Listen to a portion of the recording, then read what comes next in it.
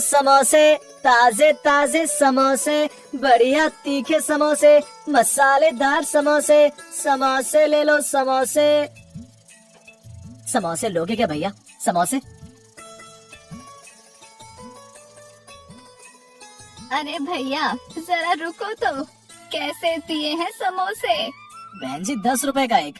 अरे भैया बड़ा महंगा समोसा है ये तो। अरे माता जी आप एक बार ये समोसा खाकर तो देखो, आप खुद ही मुझे समोसे के 10 रुपए दे देंगी। अरे ऐसा क्या है तेरे समोसे में जो मैं खुद से तुझे इस समोसे के 10 रुपए दूंगी? अरे माता जी आप एक बार खाकर तो देखिए। तू इतना कह रहा है तो चल एक समोसा खिला दे मुझे, और देख अगर मुझे समोसा पसंद नहीं आया तो मैं तुझे 1 रुपया भी नहीं दूंगी। हाँ ठीक है माता जी, ये लीजिए समोसा।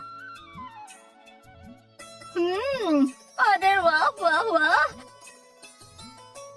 तूने तो सही कहा था, ये तेरा समोसा तो बहुत ही लाजवाब है।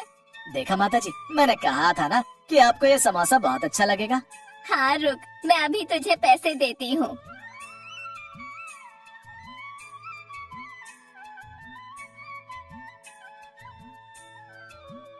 समोसे ले लो समोसे, ताजे ताजे समोसे, बढ़िया तीखे समोसे, मसालेदार समोसे, समोसे ले लो समोसे। ऐसे ही एक एक करके माधव के समोसे बिकने लगते हैं।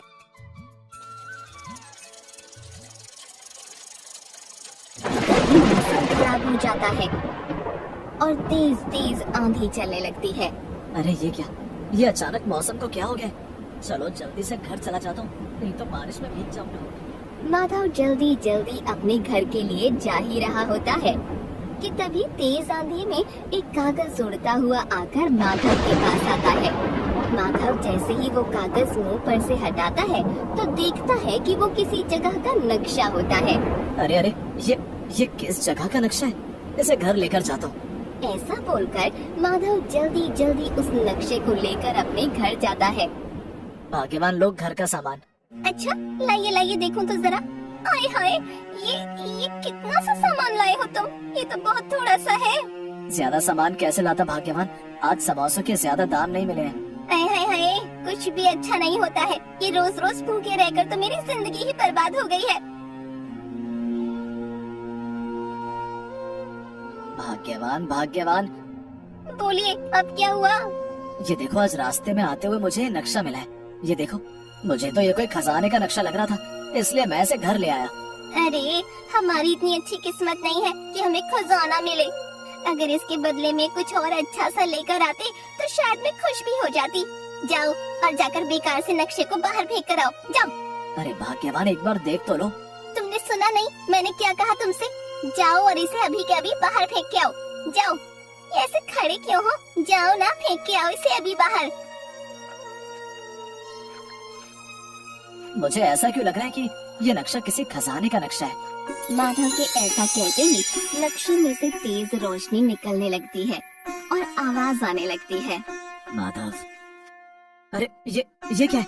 ये मुझे कौन पुकार रहा है? डरो मत माधव, मैं एक जादुई नक्शा हूँ। बाकी लोगों ने तो मुझे बेकार समझकर फेंक दिया, लेकिन तुम मुझे अपने साथ अपने घर लेकर आए, इसलिए मैं तुम्हारा बहुत आभारी हूँ। लेकिन मेरी बीवी, मैं जानता हूँ कि तुम्हारी बीवी दिन भर तुम पर गुस्सा करती रहती है। हाँ जादुई नक्शा जी, आप बिल्कुल सही बोल रहे हैं। वो दिन भर बस चिक चिक करती रहती है। अरे वो बेचारी गरीबी में रहते रहते थक चुकी है। उस बेचारी की तो कोई गलती नहीं है। तुम्हारा दिल बहुत ही साफ है, इसलिए मैं तुम्हारी सारी गरीबी को दूर कर दूंगा। लेकिन नक्शा जी, आप मेरी गरीबी कैसे दूर करोगे? गाँव के पास जो जंगल है उसके पूर्वी दिशा में एक बहुत बड़ा कुआं है। उस कुएं में बहुत सालों से खजाना छुपा है, देखो। अरे बाप रे, इतना खजाना! हाँ, तुम और तुम्हारी बीवी दोनों के दोनों अभी उस खजाने के लिए निकल जाओ। लेकिन हम उस कुएं को कैसे ढूंढेंगे? वो जंगल तो बहुत बड़ा है। तुम परेशान मत हो, मैं हूं ना, मैं तुम दोनों को उस जगह तक लेकर जाऊंगा। लेकिन माधवन, एक बात का ध्यान रखना कि वो खजाना बस तुम जैसे सच्चे और गरीब लोगों के लिए है। जो गरीब लोग इस गांव में रहते हैं उन सब का भी है। हाँ मुझे याद रहेगा, मुझे आपकी ये बात याद रहेगी। तो अब तुम दोनों उस खजाने के पास पहुंचने के लिए बिल्कुल भी देरी मत करो। तुम जाओ और अभी जाओ। देर रात ही वो दोनों पति पत्नी जंगल की ओर खजाने की तलाश में निकल जाते हैं।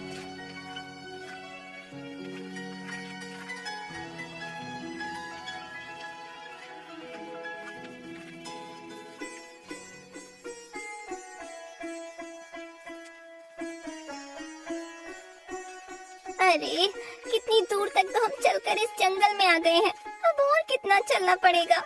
सच में तुम्हारा ये जादुई नक्शा काम का है या फिर ऐसे ही है?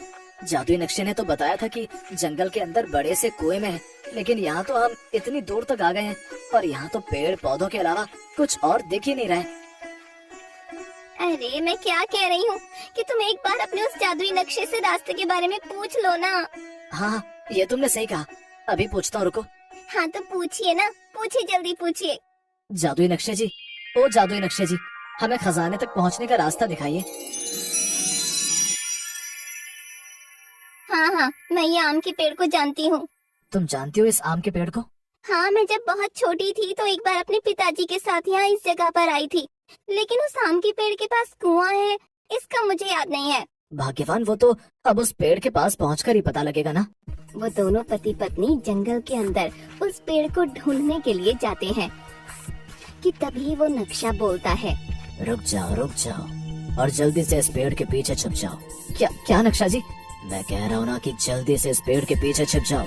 नक्शे के कहने पर वो दोनों पेड़ के पीछे छुप जाते हैं कि तभी उसके आगे एक बड़ा सा भेड़िया वहाँ से जा रहा होता है। हे भगवान, इतना बड़ा जानवर! अगर ये नक्शा हमें संकट के बारे में नहीं बताता तो न जाने आज हमारा क्या होता। हाँ, तुम सही कह रही हो। जल्दी चलो और जल्दी से अपना काम खत्म करते हैं, न जाने अब कौन सी मुसीबत का सामना हमें करना पड़ेगा। हाँ, चलो। थोड़ी दूर चलने के बाद उन्हें वो आम का पेड़ दिखाई देता है। अरे वाह, वो देखो भाग्यवान। अरे हाँ, ये तो वही आम का पेड़ है। अब ये कुआं कहाँ है? अरे वो देखो भाग्यवान, कुआं। हाँ, लगता है ये वही कुआं है जिसमें खजाना है।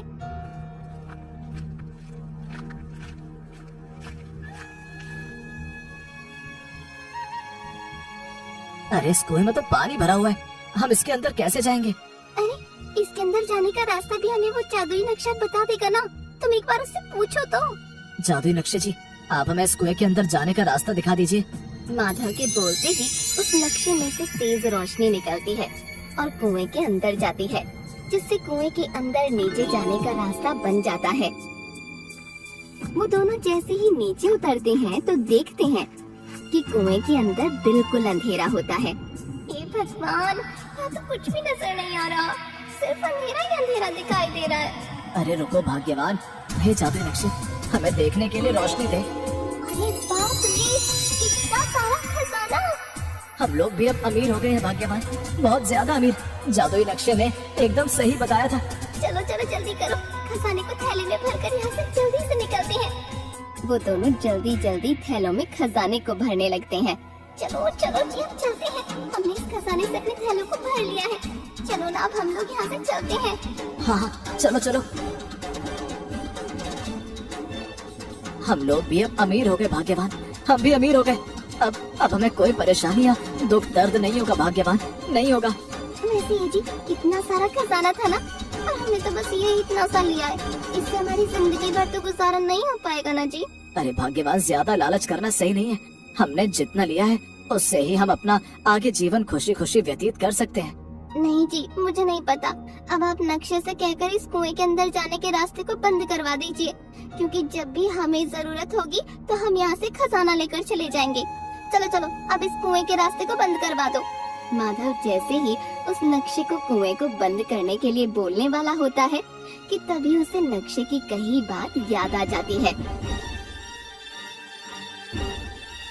लेकिन माधवन, एक बात का ध्यान रखना कि वो खजाना बस तुम जैसे सच्चे और गरीब लोगों के लिए है। जो गरीब लोग इस गांव में रहते हैं उन सब का भी है। नहीं भाग्यवान, ये खजाना सिर्फ हमारे लिए नहीं है, ये खजाना हमारे जैसे उन सभी गरीब लोगों के लिए है जो इस गांव में रहते हैं। समझी मेरी प्यारी भाग्यवान? हाँ जी, बिल्कुल सही कहा आपने।